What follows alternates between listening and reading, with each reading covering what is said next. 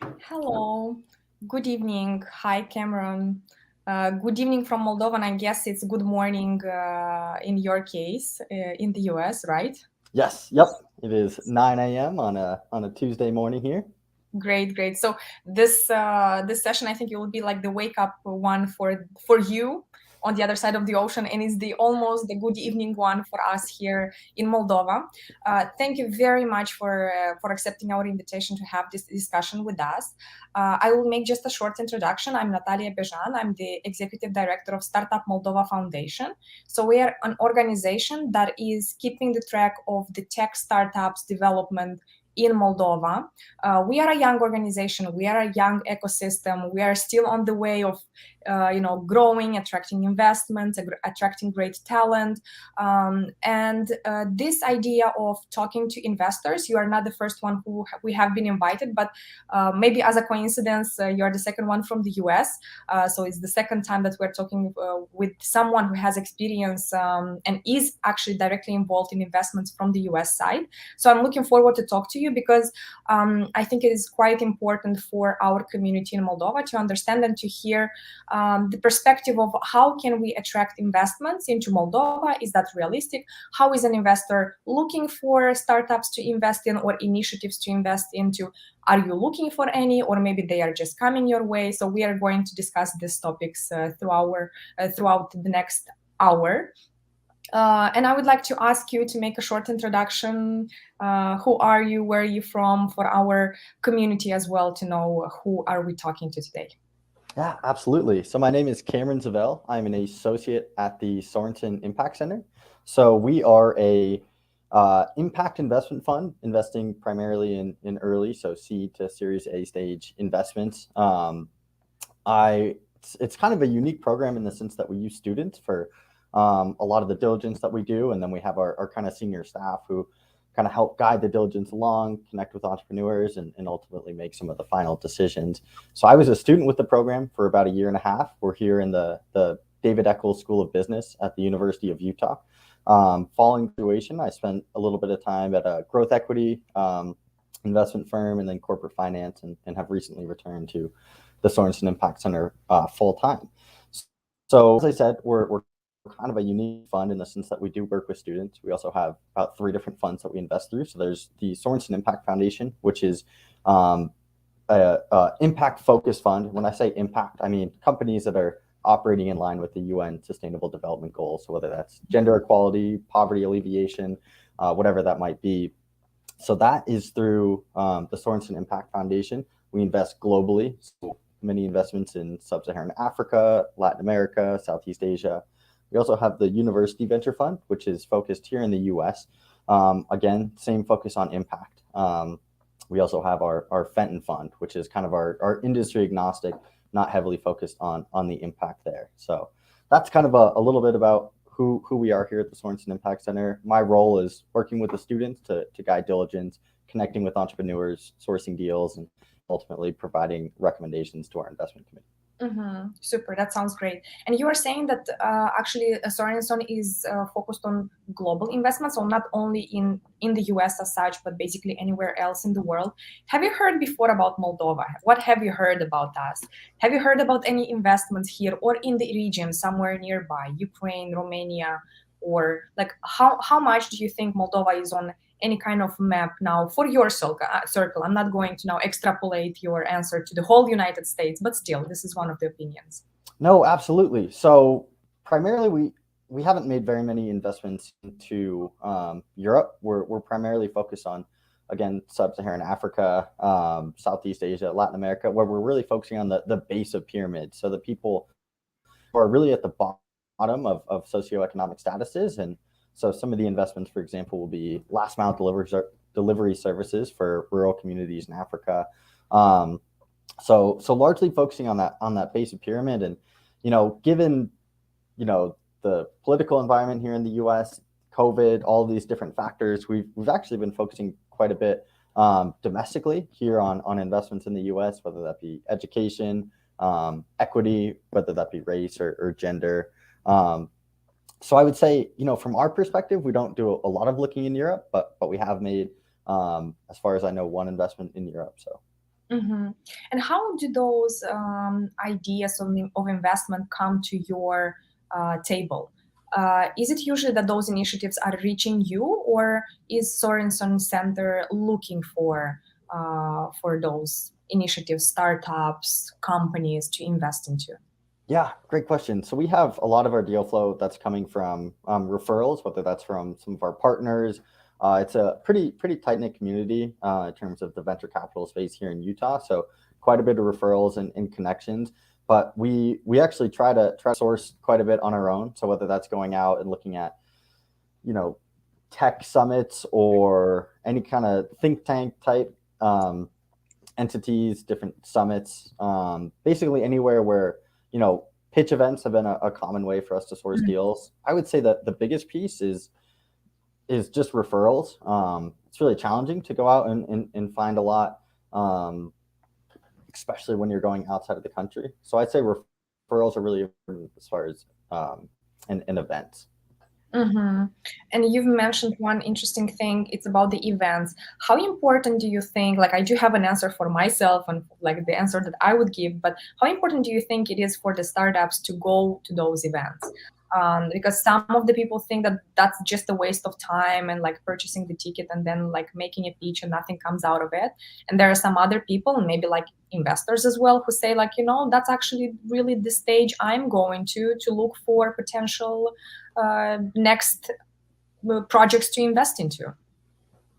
Yeah, absolutely. So I would say that these events are really important for investors as well as entrepreneurs. We've actually sourced quite a bit of deal flow from both our summit that we had here at the University of Utah, as well as going to pitch events. So we encourage our analysts, our student interns to go out and attend these events and just get a sense of what's out there. And if nothing else, it helps build those connections and those relationships. It also might help you refine your pitch. We have, that first call for us is actually really important. Obviously we're trying to get a sense of, your company from your perspective. Also want to see how well you understand the fundraising environments, how well you're able to kind of articulate your vision. So I think any event where you can kind of hone that skill is important.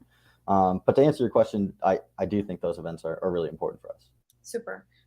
I didn't plan to make like a placement of like advertising anything, but we are going to organize Startup Moldova is going to organize Startup Moldova Summit that will take place at the end of November. And I think that's exactly one of the stages where we will really try to bring not only the best startups there are in Moldova right now, to bring them on stage, but also this year we are going to allocate a separate budget to bring investors to Moldova. Hopefully COVID will allow us and travel will be at least as relaxed as it is at this moment. But that's one of the visions that we have right now for the event, is to really bring startups and the investors in the same room so that they can really interact, at least for the purpose of like interaction, for the startups to have a real understanding, a real touch with an investor, like even understanding what kind of questions an investor might ask, what is their, the points they are looking at. I'm also going to ask you about the diligence, because that's actually a really important and I think interesting topic. But also I wanted to say that it's interesting, you said that you have a small community in Utah, and yet somehow we got connected. This is actually one of those cases where it's an example of how small the global community actually is, because the guys from the Moldova Utah Business Association got connected, reached out to us, and that's how we ended doing this live session with you. So I wanted to ask you as well about this diligence process. So you were saying that you are actually the one who is in charge now of managing the process of the diligence. What does it mean? What is the diligence? What are you doing the diligence on? Absolutely. So at a high level, we're trying to understand the mechanics of your business model and really scalable that model is. So we'll typically get access to, an initial pitch, either a deck or an investment memo or whatever that might be. From there, we'll kind of do our phase one diligence. And again, this is kind of unique to our firm, but we'll do our phase one diligence where we're kind of assessing, okay, what does this company do? Who's their target customer? Is there an impact story here? And is this something that we want to pursue further? So that kind of goes through a few different approval steps. And then if it is an interesting investment that we want to pursue, we'll go to a phase 2 diligence. And that's going to be much more rigorous. So that's where, we're looking at the financial model. We want to understand the unit economics. Again, going back to that scalability piece, which is just so important in the venture space. We want to understand the management team. What's the background here? What's unique about them, and what makes them the ones who we think are going to solve whatever problem they're trying to tackle. We'll look at kind of the market size. We'll look at different customer segments, their go-to-market strategy. So basically everything about the business and about its potential going forward. And from there, we'll ultimately come to a decision whether we want to invest or we want to pass, and we'll present that to our investment committee, which is comprised of a number of different LPs who have a lot of experience in the investment space. And can you tell me a bit more about the impact side? Because when you are an investment fund, basically, you are also looking for the return on the investment. So how are you able to somehow, even from the vision perspective, to like balance those two, being looking forward to basically invest into ideas that will bring profit, but at the same time looking for the ideas that will bring an impact in the community? And if you are providing food to locations that have no access whatsoever to food or to water, then how are you able to decide on going for those that almost gets into the NGO area, or you are still somehow, what is your model regarding this aspect? Yeah, I think it's a great question, and something that we have to think very carefully about. So, when we kind of take a step back and look at these emerging markets where, we have a lot of poverty and challenges around food scarcity and water scarcity and just adequate housing, that makes up such a massive part of the population. So we're really looking for solutions, again, that can scale and address, such a vast population of the world. And I think what's really important for us, as our check size is average around 250,000. So it's really important that when we make an investment into a company, it's not a grant that we're just expecting to be gone because it's going to solve this problem. What we really want are solutions that can reach a scale where they can, the unit economics are right, the team is right, the business model is right, where they can continue to reach more people even after our investment. So we want something that, can be profitable while being affordable. So it's kind of a challenging balancing act. We see some amazing stories from founders. We'd love to support them any way we can, but the reality is there are just some companies where it's going to solve a problem for a finite period of time, and then after that, their capital is gone. It's not a scalable business model, and so at that point, we don't really see the long-term impact there. Yeah. So the risks are there anyway, in any way. How do you see now the general investments market, taking into account all the news and the rather not really pessimistic, but sometimes even pessimistic forecasts, especially regarding the investments into the high risk capital? How do you see it? Like, are you rather risk averse at this moment, speaking from the side of the Sorenson Impact? So it's a really interesting time right now because there's a lot of uncertainty in the market, but there's also still a lot of dry powder. A lot of people want to invest. They're just really unsure where things are headed. So part of our mission is to provide what we call catalytic capital. And that means if we can come into an investment round and we can push, a close over the finish line, we can round out an investment round, we can come in and that will convince other investors to come in or give them some support that say, hey, we're kind of another, quasi institutional investor that's coming in to support that. So we've actually been quite active. We see a lot of great companies that are just trying to, shore up their balance sheet right now and kind of get runway for the next 12 months. And that's where we want to come in and say, hey, we think you have a great business model. It's a very challenging fundraising environment. How does this deal make sense for us? And if so, let's pursue it. So I think we're maybe less risk averse to other people because we want to be catalytic with our investments. Okay, because I hear quite different opinions regarding this risk averse thing. I think the startups who are really like have high potential, they are still able somehow to attract the funding, and there are still many success stories and many funds that are being attracted, and somehow still the trend of the overall investments into the startups, tech startups, especially in our case, as we are monitoring that side, it's not decreasing yet. So maybe something will change because simply the market, the word of mouth goes that the situation will get tougher, and we also see the layoffs that big companies started doing. So they are probably preparing for some recessions. But I hope that this preparation would actually smooth and will make the whole, the negative potential negative impact, maybe that it will be like smaller.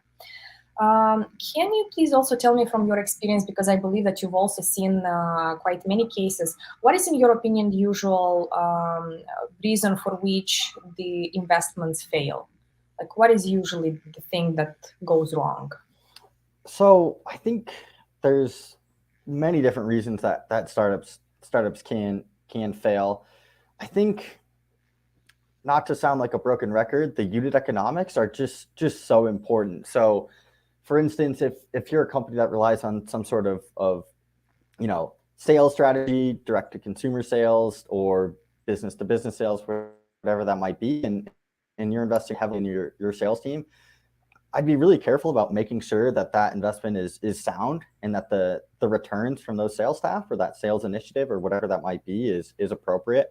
I think over the past 6 to 12 months, we've seen really, really high valuations and very entrepreneur friendly terms. I think that's starting to shift a little bit. So I think being really conservative and diligent with your operating expenses, keeping things in line without hindering growth, but being sure that every decision is gonna play out, as far as those hiring decisions, as far as those marketing initiatives, whatever those might be. I'd say another way is just growing, too quickly. I think once you start taking on outside capital, there's a lot of pressure to grow really quickly. So I think understanding that when you do take on that capital, that you're prepared for it, and you're not going to have to make decisions that won't work out well in the long run. Yeah, we actually do have some examples of startups in Moldova that have decided after some time and after some investments attracted. Like one specific one that I have in my mind is a startup that attracted over $800,000.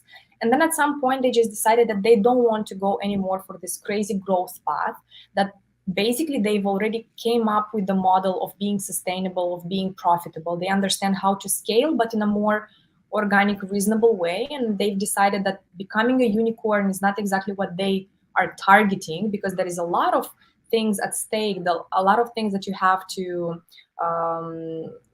basically to give up in terms of like even personal life and how much energy you are giving into the startup. So they've decided basically that they are already happy with the stage they are at, and they are going to take the growth path of a more organic, more stable growth. Do you have this kind of investments in your portfolio? Are you okay with this kind of investments, or are you looking for unicorns?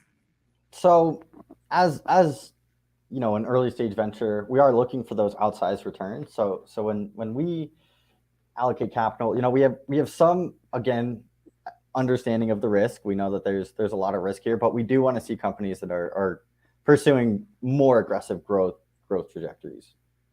I mean, that's fair enough. And I think this is also very important to say it out loud, because usually the investors are saying, like, generally the word of impact is sometimes misused. So many venture capital companies are saying that they are investing into impactful companies. At the end of the day, they are just investing into anything that is able to provide high profit, like probability of the profit in short term, like the shortest possible term, is what they are looking for. So just like not to be misled. We are also going to launch soon a project it's called Startarium for Good. We are going to support initiatives that are that have the sustainable development goals they aligned with. But at the same time, like, let's not forget that exactly what you said, the numbers, the unit economics is what's important as well at the base, and you have to have the calculations, they have to have the budget, and not only the general numbers, because a general pitch presentation, it might be enough, but for a decision of an investor to actually allocate the money, and you were saying that your average ticket is $250,000, so that's already demanding for quite a detailed view on what are you going to do with this money, when are you going to get the return, and stuff like that.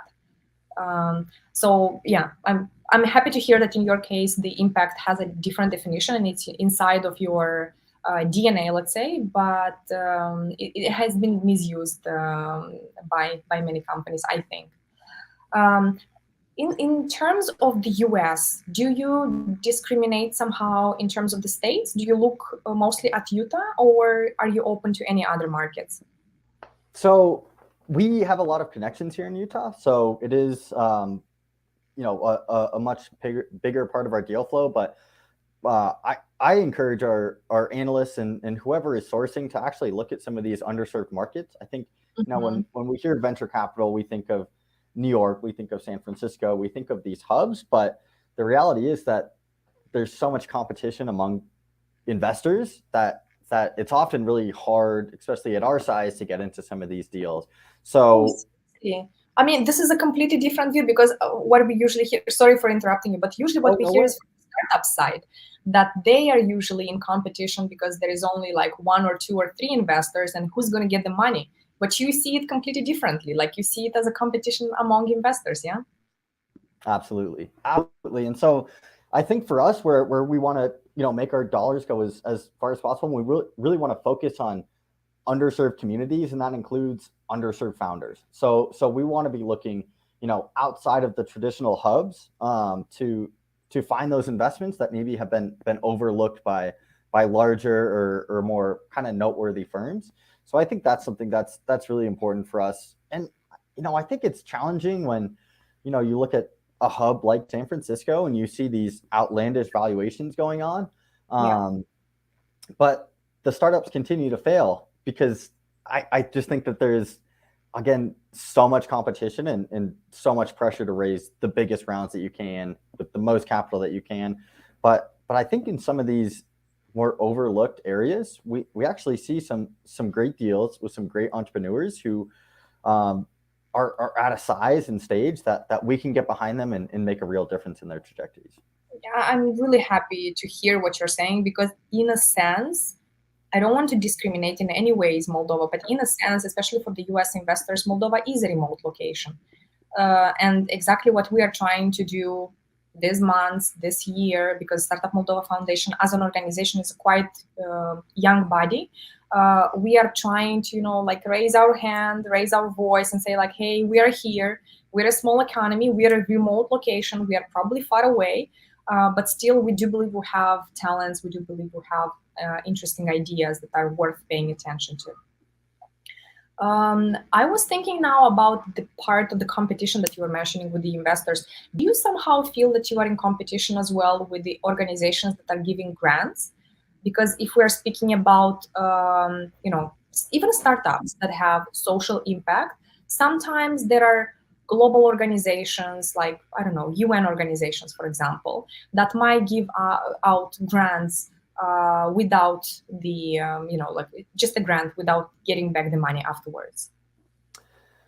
Yeah, so there are several deals I can think of off the top of my head where we have come in, co-investing alongside grants. I think it's it varies quite a bit depending on the company. So if it's, some sort of medical device, something in kind of the health space that is eligible for grant funding, we don't see that as a huge risk. In fact, we can see that kind of bolstering our confidence in a company as far as, they have a stronger balance sheet. So I think what we want to look at is these companies that are getting grants.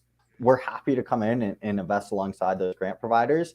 What we really want to see is that even without their grants, if the grant money started coming in, this company would still be successful and this company could still generate revenue. So we've seen companies where, we're looking in our early stages of diligence, or we're looking at their financials and their income statements, and, almost all of their revenue is coming through grants, and they don't have a very clear path to get to non-grant revenue. That's a really important feature for us to look at. Agree. Yeah, because we have to be very careful at making a difference in between the organizations and the startups that are only eating the grants up, and this is basically their almost like their business model. So for sure, like we need to pick those and make sure that those are not getting the not going further with the support that they do not deserve, actually. How important for you is that the project already has an investor? How ready are you to just invest into someone who is just after the bootstrapping? So the stage of investments that we like, again, is kind of seed to Series A. Typically, those rounds are kind of, a Series A is, around 10 million right now. That number is obviously fluctuated, but just in terms of the valuations and size of the round we're looking at. So there's not a lot of investments where we're actually coming in as the lead investor. There are some exceptions to that, but because we're not typically the lead investor, we're not the ones setting terms. So we can't really bring it to our investment committee until we have a lead investor who's ready to fill up the remainder of the round. On some of those smaller earlier seed stage rounds where it is a bit smaller, we may want to come in. It just totally depends on the company and where they're at, and if our check size is going to be enough to get them enough runway to their next milestone. Okay, that's quite interesting. I've also quite observed that different funds obviously have different strategies when it comes to, are you the only one? Are you the lead? Are you the one interested in investing, I don't know, 20,000, 200,000, or there are venture funds that I'm talking to, and they're saying like, look, we're not interested in investing anything smaller than 1 million euros. So then it like immediately cuts a big portion of the potential startups that we have in the community. But it's interesting to understand what is the kitchen in your case, how the things work in your case, and how does it work for you, this negotiation among investors? Like, do you sit at a table? Do you have, I don't know, a chat? Or do you have a meeting where you are negotiating these things? Because it's kind of like a dance. You don't have to negotiate like it's either you or me. It's more like, hey, how much are you going to invest? Or like for what kind of percentage of the company are you going to get? Like how is this process going?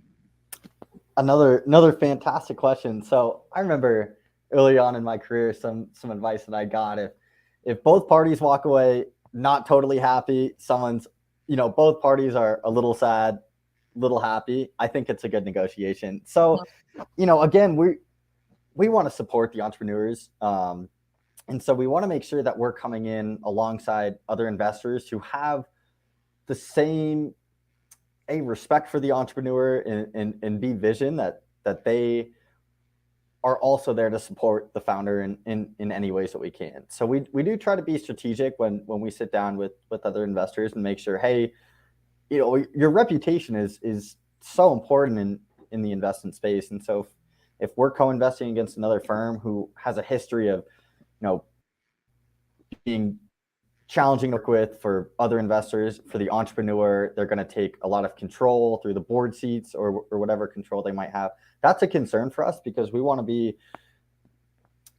supportive of the companies that we invest in. We'll typically reserve follow-on capital. We want to see our companies grow and succeed, and even if that is through some hard times.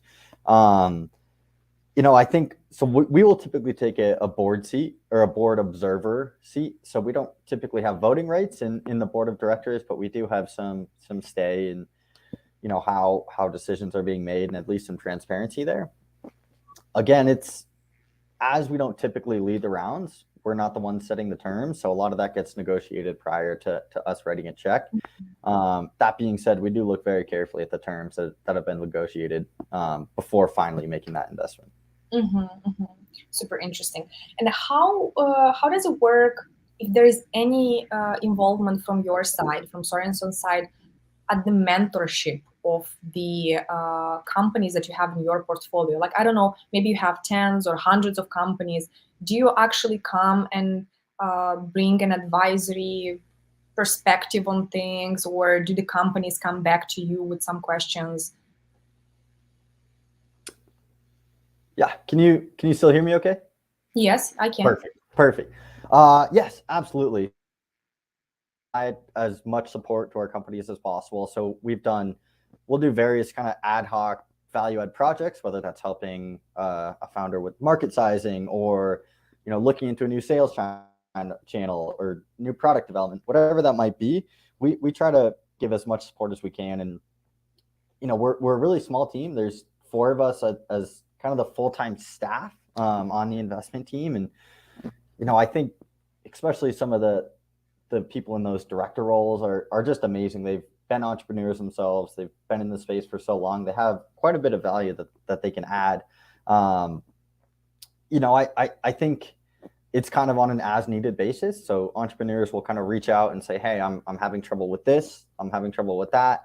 And we might have someone kind of step in fully and really help coach them through their financials or whatever that might be. Their legal strategies. We might refer them to some of our counsel or whatever that might be. But then there's plenty of companies who we make the investment, we get kind of periodic updates, and then they'll either reach out needing follow-on capital, or that's kind of the end of it. So it's really dependent on what the entrepreneur needs. I see. And how does it work in case of the follow-up capital? So what are you looking at in those cases? Like, how are you making sure that you are not filling some gaps, for example, postponing the trial, but rather like really investing into something sustainable?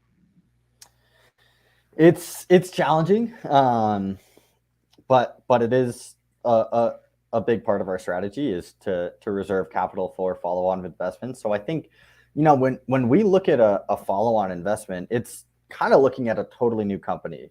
Just given the size and maturity of the companies that we're looking at, they may have totally pivoted from their original business model or pursuing a whole new customer base, whatever that might be. So we really want to see, okay, what were the risks when we first invested? Have those risks kind of ballooned into a bigger problem, or have they been able to mitigate those risks and now they've kind of run into another hurdle here? So, we're really looking, okay, we only have a certain amount of follow-on capital to give out. And so we really want to make sure, okay, they just need this to get them to this next milestone. And we're confident that given their track record, given their ability to address our initial concerns, how well we worked with them, kind of how that communication was, that's kind of some of those factors that we think about. It's certainly more of an art than a science, I guess you could say. But again, it is something that we expect, that's been a very interesting couple of years given COVID. And so when we see those entrepreneurs who have been able to pivot and kind of continue bootstrapping their company to the next stage, that's certainly something we want to support. Super. I also wanted to ask you one more thing, because our discussion actually is going so efficiently somehow. You have the answers very structured, so somehow we are running quite fast through the topics I wanted to discuss with you. I wanted to also ask you about the size of the team. Sometimes, and generally like the team components, sometimes the startuppers are worried about their age. We do have startuppers who are 16, 17 years old, and there are instances when we need some confirmations from their parents, for example, to go abroad or stuff like that. And then, like, I know exactly cases of startup or founders who have 50 plus years old, and they are worried about the fact that the investors will not take them seriously, because usually what I've been told is that, but we know this as well, that on the investor side, for example, you would be on that side, the team might be 30 years old, 35 years old, under 40, and then there comes a founder who is, let's say, 55 years old, and that's kind of like a reversed I don't know, shift of the roles in a way. Does the age at all matter? Yes and no. I haven't seen a whole lot of companies that we've really gone after that are, someone younger than kind of early to mid 20s. That's not to say that it's impossible. I would just say a lot of the companies, when we're assessing the management team, we kind of want to look at their track record. And that's not just, oh, they've had multiple exits from a previous startup that they were the CEO at. We know that's not realistic, but we want to see that they have built the skills and the relationships and have the confidence and composure that it takes to scale a business. So I think that in part is something that comes with age. I think that there's plenty of very young people nowadays who have amazing ideas and amazing technology, but they might not be at that point in their life where they're ready to take on outside money. Again, I'd have to say it's a case by case basis, but certainly, as far as people in that 50 plus age bracket, I think that certainly wouldn't be a deterrent for us. We've done it before, and I think it's more of the supply side than it is a demand problem from our perspective. I don't think that we're really looking at, I think in some cases it is really impressive when you see someone who's 23 years old and has already scaled a company and brought in revenue. And I think it's really cool. Again, just comes back to, regardless of their age, are they at a point, have they grown their business to a point where they're ready to take on outside capital? Yeah. And do you think that having failures in your history helps actually to build the trust? I think the data shows that second-time founders following a failure are a lot more likely to have success. I think that that's a very timely question, given I don't know how familiar with kind of the Adam Newman WeWork story. Some of you might be, and he just raised another $350 million for a different real estate venture. So, I think absolutely when someone goes through a failure and then, can kind of pull themselves back up. I think the people who are geared towards entrepreneurship are those people who are scrappy and they're competitive and they have drive and they're visionaries. So, when you look at how many startups fail, I think that it's not surprising how many founders have had previous failures and are picking themselves back up. What we want to see is, what were the mistakes that they made, and is there evidence that they've learned from that? And then with those initial mistakes, were they mistakes of, just kind of inexperience, or were they something maybe a bit more sinister where it was, they were, it was more of a question of their honesty and their integrity with the decisions that they made, or was it just a failure that's kind of more natural to business? So I think that's kind of the question that we're asking. Again, absolutely, we see plenty of founders who have failed in the past, and I think as long as they're willing to grow from it and they've learned a lot, I think that's something we're totally comfortable with and something that we actually expect. Super. And I think this is the amazing thing about the startups and investments in general, the fact that there is no black or white, yes or no question or answer to anything. So basically every single startup has a fair chance if they are hardworking, have a team, don't give up, and have like a really good product, a really good proposition, an idea, an impact that they are going forward for. There is no one model or one, like, I don't know, just like if you have these three components, then you're basically going to get the support, which on one hand, it means there is no complete transparency of what exactly you have to prepare, but on the other hand, it gives you a chance. There's nothing like, oh, if you are of this age, or if you are located there, or I don't know, if you're focused on that market and not the other market, it doesn't mean that you will not find your own investor. I also want to give you one question that I have that from somebody in our community, and that's a very practical, pragmatic questions, and that's how can we reach out to you? Absolutely. So can I just leave my email in the chat? Will that show up for everyone? It says chat with everyone. Absolutely. We will share it then later on together with the recording of the session that we had. All right. I'm going to share my email. I would absolutely encourage you to reach out to me. I do my best to respond to emails as quickly as possible. Let's see. All right. Hopefully everyone can see that. Please reach out to me. I love speaking to entrepreneurs. I love looking at companies and places that we don't get to see a lot. So I would love to see more,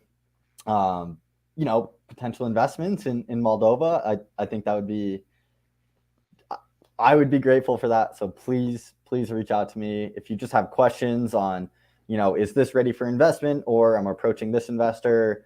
Could I just do a pitch, even if you don't think we're the right provider of capital, and you just kind of want to, see how an investor might perceive your pitch. Please reach out to me, put something on my calendar. And yeah, would absolutely love to meet. Super. Cameron, thank you very, very much for this discussion. Like, as I said a bit earlier, we were really efficient. So I really like that you had like the answers, not prepared, but I can see that you are basically boiling in this environment every single day. So you're just like, the job that you are doing. Thank you very much for your time. Thank you for being so open for any follow-ups later on from our community side.